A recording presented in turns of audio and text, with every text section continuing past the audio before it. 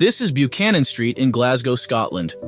This statue is dedicated to the Scottish politician Donald Jure, who was crucial in starting the Scottish Parliament in 1999. Donald Jure was born on the 21st of August 1937 in Glasgow, Scotland. He grew up in a middle-class family, and he was an only child. He was raised by his kind-hearted mother and his father, who was a doctor. When Donald was 2 years old, World War II began. During World War II, Donald's parents faced significant health problems that affected his early life. His father suffered from tuberculosis, and his mother underwent major brain surgery. These health issues led to Donald being sent to a boarding school in the Scottish borders when he was 5. Many of his classmates were children from London who had been sent to safety to avoid the bombings that were happening in London.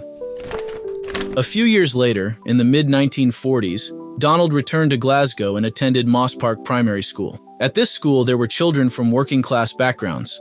Donald was bullied because of his posh accent and his tall, thin appearance. This may have been the cause of his quiet personality, which continued throughout his life. Donald himself said, "I was a very quiet child, rather timid, certainly very socially timid." After his difficult time at Moss Park Primary School, Donald was sent to the fee-paying Glasgow Academy, where the students treated him better. It was here that his talents as a debater became known and appreciated. In the 1950s, Donald studied law at the University of Glasgow, where his interest in politics deepened. He became actively involved in the Labour Club and served as president of the Glasgow University Union. He engaged in many debates and was known to have an aggressive and argumentative style at times. Donald was intelligent, but he was known to be reserved and socially awkward. However, he had a sharp wit and a self-deprecating, dry, and sarcastic sense of humor. This made him relatable and likable to his university friends. On the 20th of July, 1964, Donald married Alison Mary McNair, with whom he had 2 children. In 1966, Donald Jure was elected as the Member of Parliament for Aberdeen South at the age of 29. This was his first significant political victory, signaling the start of his parliamentary career. Donald was famously indifferent to fashion, often seen in disheveled suits, which reflected his disdain for superficial appearances. This authenticity was part of his charm and endeared him to many who saw him as genuine and relatable. His focus in politics was on social justice. He cared deeply about the well-being of poorer, less fortunate members of society. Donald lost his seat in the 1970 general election, a setback that temporarily halted his political ascent. Sadly, his misfortunes continued. In 1972, Donald's wife Alison separated from him and entered a relationship with Donald's friend and colleague, Derry Irvine. He was a prominent Scottish barrister in London. This heartbreak troubled Donald for the rest of his life, though he didn't share his feelings with close friends, as it wasn't in his nature to show emotional vulnerability. After this hardship, he worked on a political radio show on Radio Clyde for some time, and then worked as a lawyer where his debating skills were effective.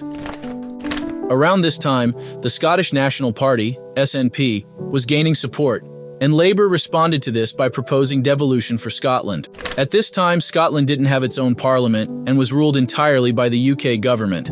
Devolution would grant Scotland its own parliament and the power to make its own laws and policies. The Labour Party in Scotland was divided on the idea of devolution. There were debates about what path Scotland should take. In 1978, Donald was re-elected to Parliament as the MP for Glasgow Scotland, demonstrating his resilience and continued commitment to public service. His victory in winning his seat over the SNP candidate was seen as a massive moment in Scottish politics. It caused a shift in public opinion from support for SNP to support for Labour. With this, the devolution bill was passed to Parliament, but it had to be voted on by the public in a referendum. Sadly, the Scottish people voted against devolution, and this led to the fall of the Labour Party. In the face of these setbacks, Donald was resilient. Over the next few years, he secured high-status government positions. He became chairman of the Scottish Affairs Select Committee, gaining a parliamentary platform. After a year, he joined the front bench in 1980 as a Scottish Affairs spokesman. In 1981, despite almost being deselected by hard-left activists, he defended his position. He rose quickly, becoming Shadow Scottish Secretary in November 1983. In 1992, John Smith appointed him Shadow Social Security Secretary. 3 years later, Tony Blair made him chief whip for the Labour Party in Westminster. This position involved keeping party members in line and making sure they voted in Parliament. At the 1997 general election, Donald became MP for Glasgow Anniesland. Labour won this election by a landslide, and Donald was given the post of Secretary of State for Scotland. Donald said, "If we had not won this election, I'm sure I would have retired from competing for party office." This role made him the main representative of the UK government in Scotland, which provided him with the platform to campaign for devolution. As the principal figure managing Scottish affairs within the UK government, he was uniquely positioned to understand and advocate for the political and administrative changes that devolution would bring. In 1997, Donald campaigned for the referendum on devolution, along with Alex Salmond and Jim Wallace. Their campaign was far more active than the opposition. This time, the Scottish people voted yes to devolution. Following the referendum, Donald led the drafting of the Scotland Act 1998, meticulously negotiating and promoting the act within both the UK Parliament and to the public. This legislation was set to establish the Scottish Parliament, granting it powers over various areas such as education, health, environment, and justice, while reserving certain powers, like defence and foreign affairs, to the UK Parliament. The Act also included provisions for tax-varying powers, enabling the new Parliament to adjust the rate of income tax. This would mark a significant shift in administrative and financial autonomy for Scotland. On the 17th of May 1999, Donald Dewar received the royal warrant of appointment by Her Majesty the Queen at Holyrood House. He was officially sworn in as the first person to be the First Minister of Scotland. In July that year, the Scottish Parliament in Edinburgh was officially opened. This was a historic moment. As he stood before the new Parliament, Donald Dewar declared, "There shall be a Scottish Parliament." Through long years, those words were first a hope, then a belief, then a promise. Now, they are a reality. The Scotland Act 1998 was now fully in effect. Scotland was no longer at the mercy of the UK government. Scotland gained many powers that would allow them to determine their own policies, laws, and their future. As First Minister, Donald focused on setting up the new government and initiating policies aimed at improving education, healthcare, and social services in Scotland. On the 16th of June, he set out the legislative program, which included an education bill to improve standards in Scottish schools, land reform to give right of access to the countryside, a bill to abolish the feudal system of land tenure, and a bill to establish national parks in Scotland. After such a historic achievement, Donald began to face some criticism from the media and other politicians. This was because of the staff he chose for his cabinet.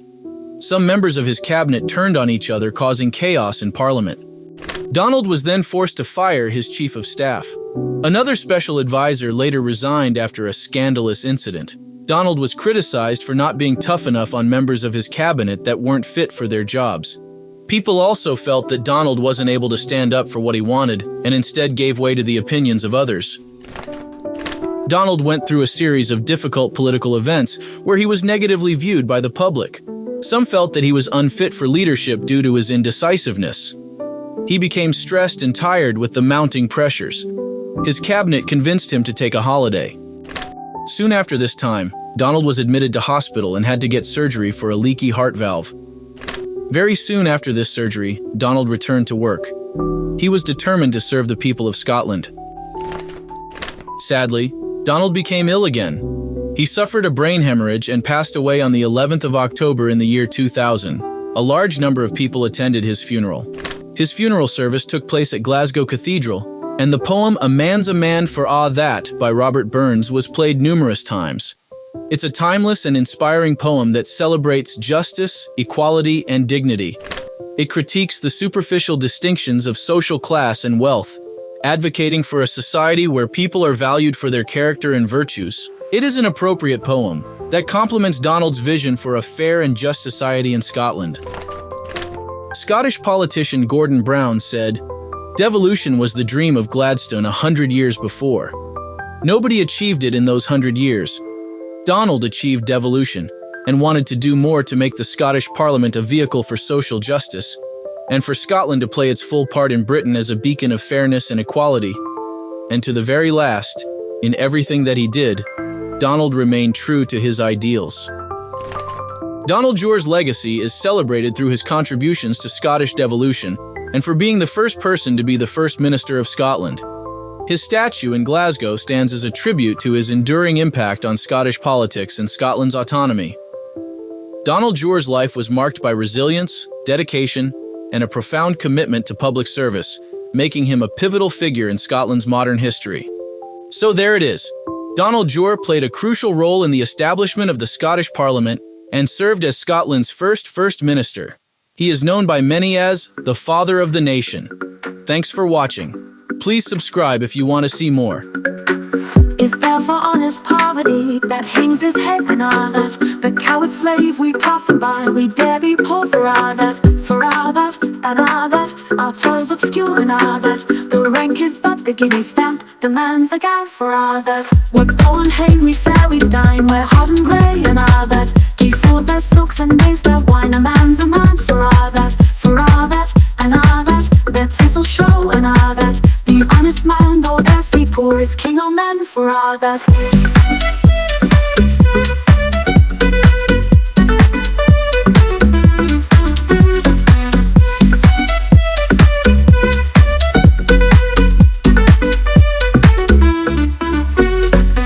You see on Murky, how the Lord was streets and stairs and all that. Though hundreds worship at his word, he's but a coup for all that and all that. His ribbon star and all that. The man of independent mind, he looks and laughs at all that.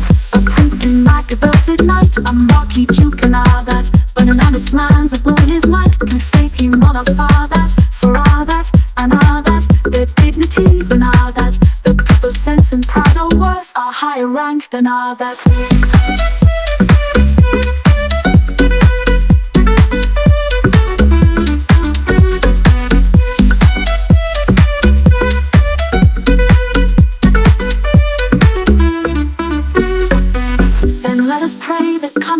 As come it will for all that. That sense and worth or all the earth shall bear the degree and all that. For all that and all that, it's coming yet for all that. That man to man the world o'er shall brothers be for all that.